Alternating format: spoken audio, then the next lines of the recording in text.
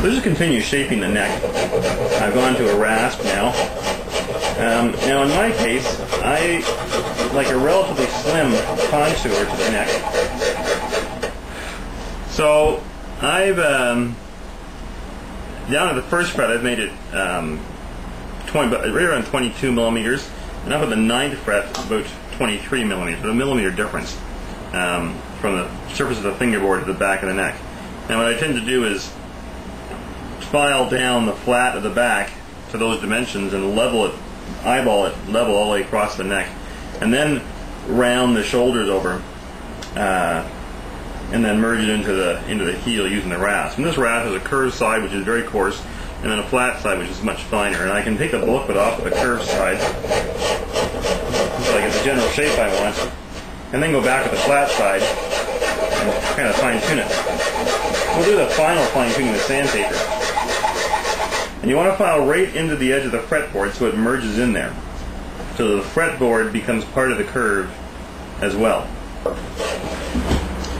Now once you're fairly happy with your filing, that you've got it down to the dimensions you want it, and you want to take a look at, of it, and watch this line and rotate it and watch that line to make sure there's no lumps and bumps. Now I can tell you by looking at it, there are lumps and bumps. But if they're not too big, we'll probably just move on to the sandpaper. And again, I've got 80 grit sandpaper, and I just work on sanding it along its length,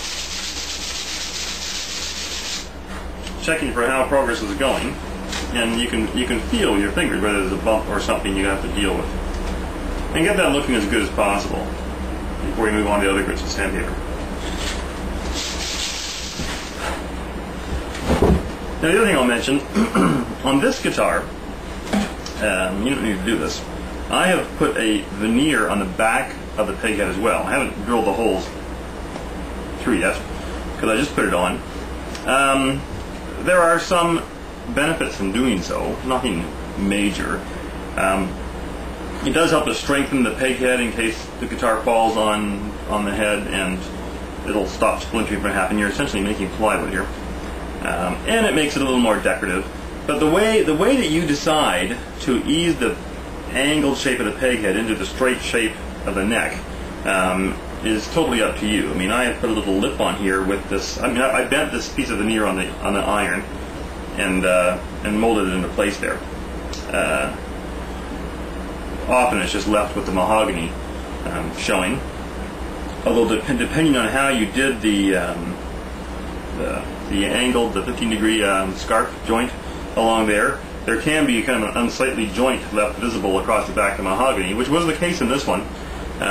So I decided to put some veneer in the back just to make it look good. This is walnut, same as what's on the top.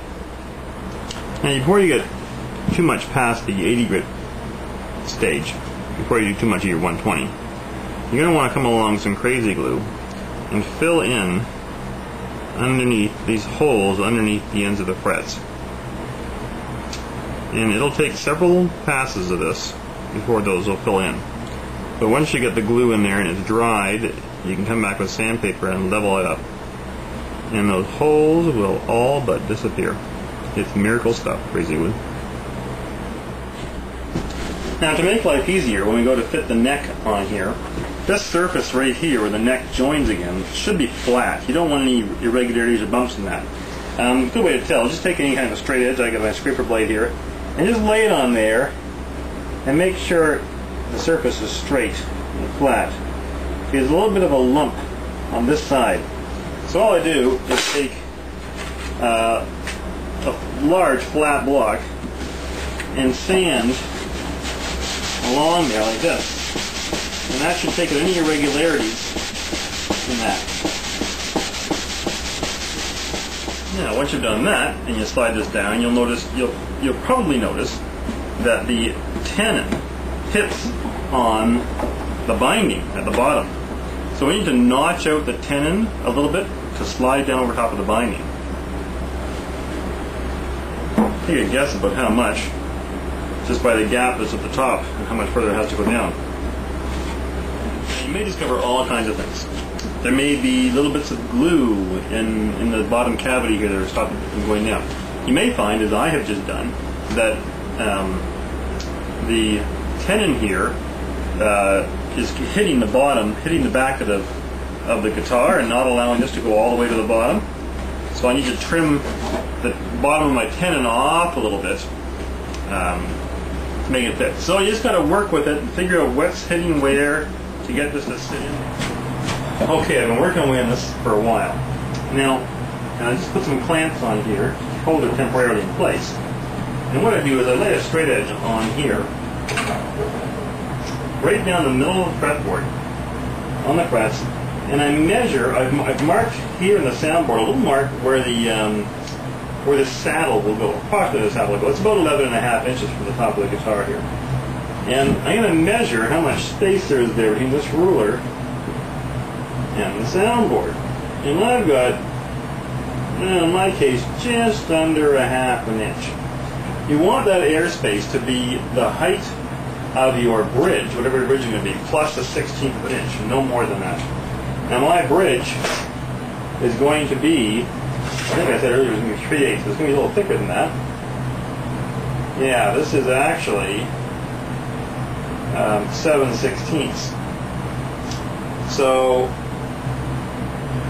this setting is just fine for what I have, because a 7/16 plus a 16 would be 8/16, 1/2 inch. And I'm just under 1/2 inch, and that's just about perfect.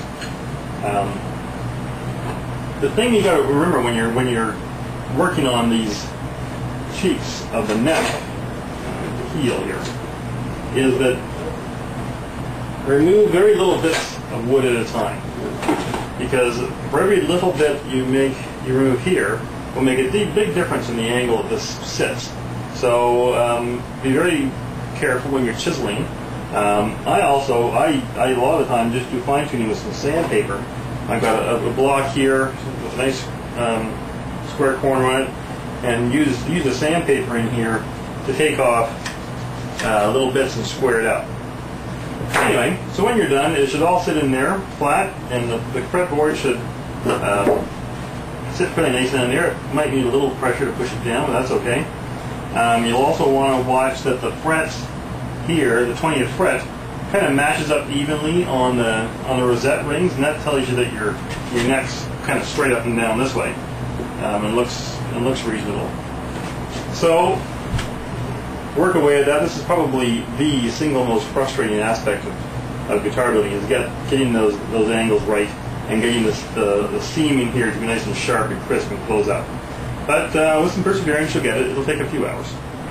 Now, there are a couple more things we need to do before we get into the finish line. Remember the bolts we're going to use to put the neck on with? Well, although we drilled the holes in the block inside the guitar here, the head block, we haven't put the inserts into the neck yet. So what you want to do is clamp your neck on there in place. And what I do is I just take my pencil, I have the 2 bolts, and I kind of put lead on the end of the pencil. I just blacken them in as best I can to get some lead on there.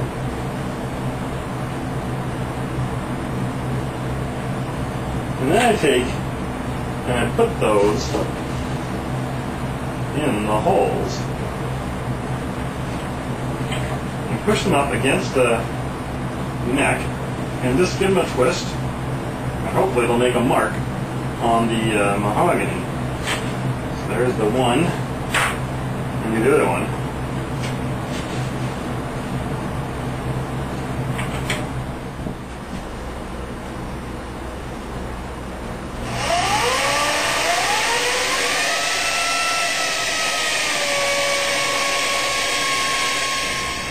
Now the other thing I'll mention is that when you're screwing these inserts in, which I've done here, put clamps on either side so that you don't split the relatively delicate mahogany out. There's a lot of pressure in those inserts, so that you can get some clamps around them as you're screwing them, and then take them off afterwards. It should be